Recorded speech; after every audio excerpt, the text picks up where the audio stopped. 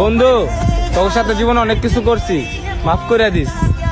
যদি আর কখনো সময় না পাই, যদি মইরা যাই, কারণ দিনগুলা বন্ধু ভালো যাইতেছে না।